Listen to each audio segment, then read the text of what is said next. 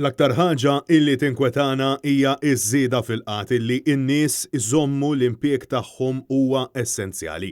Hekk sostna id-direttur ta' Caritas Malta Anthony Gatt waqt konferenza virtwali fejn sostna illi żieda fir-rata tal-qatt f'pajjiżna jaf ikollu effett devastanti. Filwaqt li d-direttur tal-Caritas għaraf illi qed tingħata għajnuna f'benefiċċji tal-qatt u għas-saħaq illi hemm bżonn tinstab soluzzjoni sabiex ma jintilfux aktar impjiegi.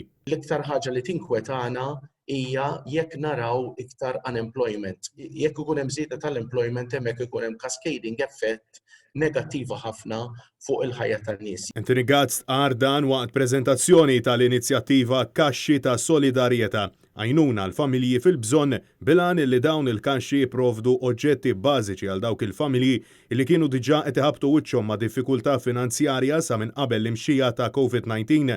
L-għajnuna ser tmur anke għal familji li f'daqqa waħda sabu ruhom f'qagħda imwera finanzjarja kawża ta' din il-kriżi. Mistoqsi minn Net News, Anthony Gatt sostna li fl-aħħar ġimgħat kien hemm nies li talbu l-għajnuna għall-ewwel darba. Hemm familji li hawn drastic impact fuq l-inkam tagħhom, allura rajna talbiet ta' nies li mhux soltu jitolbu l-għajnuna.